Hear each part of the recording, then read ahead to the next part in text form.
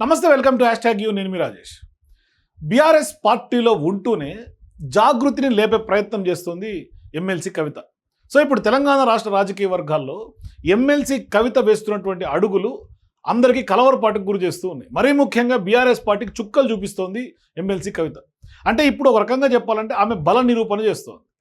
అంటే బీఆర్ఎస్ పార్టీలో జరిగినవన్నీ కూడా నచ్చినటువంటి అంశాలన్నింటినీ కూడా అధిష్టానం దృష్టిలో లేఖ రూపంలో పెట్టేసింది. దయ్యాల విషయం కూడా చెప్పేసింది. ఇప్పుడు ఆఖరికి ఆమె సొంతంగా ఎదిగే ప్రయత్నం చేస్తోంది. మరి బీఆర్ఎస్ పార్టీలో ఉంటూనే, బీఆర్ఎస్ పార్టీ బయటికి రాకుండా కాదు, కొత్త పార్టీకి సంబంధం లేదు, బయట రూమర్స్ 100 వస్తాయి, కానీ బీఆర్ఎస్ పార్టీలో ఉంటూనే జాగృతిని స్ట్రెంగ్తన్ చేస్తోంది. ఇది ఆమె ఎజెండా. ఇప్పుడు ఆమె బీఆర్ఎస్ పార్టీ క్యాడర్ లీడర్లు వాళ్ళందరినీ కూడా ఇటు దిక్కు మళ్ళకుండా ఆపుతున్నటువంటి సందర్భంగా సొంత క్యాడర్, సొంత లీడర్లను తయారు చేసే ఒక బృహత్తర కార్యక్రమాన్ని శ్రీకారం చుట్టింది పొలిటికల్గా. ఇప్పుడు ఆమె ఏంటి, ఒక పొలిటికల్ ఫ్యాక్టరీ, అంటే లీడర్లను తయారు చేసే ఫ్యాక్టరీని తయారు చేయాలని జాగృతిని ఒక ఫ్యాక్టరీగా మార్చే ప్రయత్నం కవిత చేస్తోంది. అందుకని ఇప్పుడు తెలంగాణలో ఉన్నటువంటి యువతకు ఒక బంపర్ ఆఫర్ ప్రకటించింది కవిత.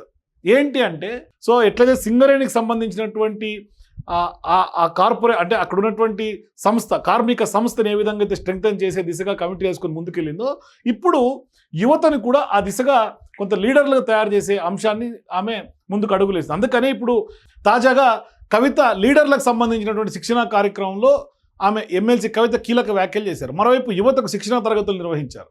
జాగృతి కార్యకర్తలకు మానవీయ సామాజిక బాధ్యతలపైన కూడా స్పష్టమైనటువంటి క్లారిటీ ఇస్తూ వాళ్ళందరికీ కూడా దిశానిర్దేశం చేశారు. అలాగే నాయకత్వ లక్షణాలు ఎలా ఉండాలో కూడా ఆమె సవివరంగా అందరికీ వివరించారు. అట్లాగే నమ్మినటువంటి సిద్ధాంతం కోసం ఎంత పెద్ద వ్యవస్థలతోటైనా కూడా, అంటే ఎంతటి పెట్టుబడి వ్యవస్థతోటైనా కూడా జాగృతి నిలబడి పోరాడింది అని కవిత చెప్పుకుంటూ వచ్చారు. మరి జాగృతి లాంటి సంస్థలు తరచూ పుట్టవు, పుట్టినవి చరిత్రలో నిలబడటం చాలా అరుదని ఇప్పుడు జాగృతి చరిత్ర పుటల్లో లిఖించుకోదగినటువంటి సంస్థగా ఆమె చెప్పుకొచ్చారు.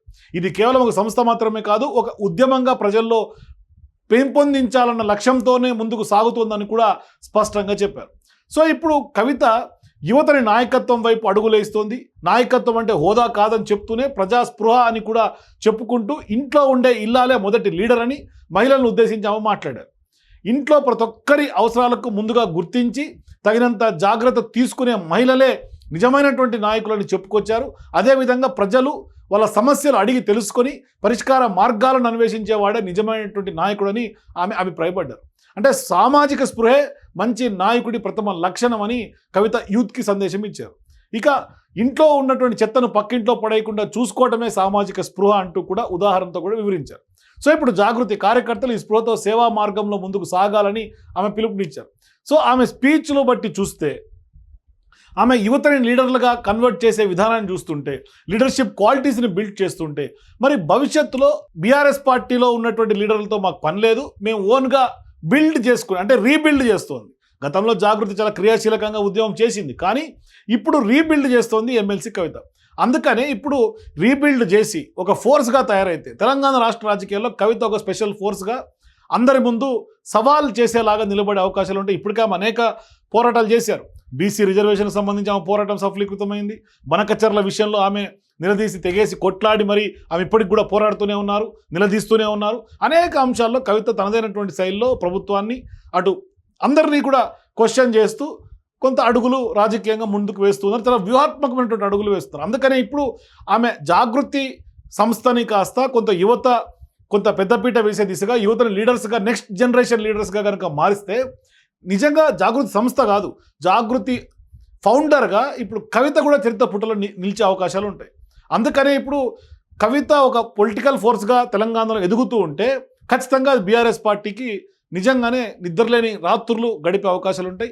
అందుకనే ఇప్పుడు బీఆర్ఎస్ పార్టీ అధిష్టానానికి కూడా ఒకంత కవిత ఫీవర్ పట్టుకున్నట్టుగా స్పష్టంగా అర్థమవుతుంది. మరి భవిష్యత్తులో తెలంగాణ రాష్ట్ర రాజకీయాల్లో ఇంకా కవిత ఎటువంటి సంచలనాలకు తెర తీస్తుంది అని కూడా మనం వెయిట్ చేసి చూడాలి. మొత్తం మీద తెలంగాణ రాష్ట్ర రాజకీయాల్లో కవిత సంచలనంగా స్పష్టంగా చెప్పొచ్చు. మీరు కూడా తెలంగాణ జాగృతి పైన, కవిత వేస్తున్నటువంటి రాజకీయ అడుగుల పైన మీ అభిప్రాయాల కింద నాకు కామెంట్స్ తెలియజేయండి. For more videos please watch #.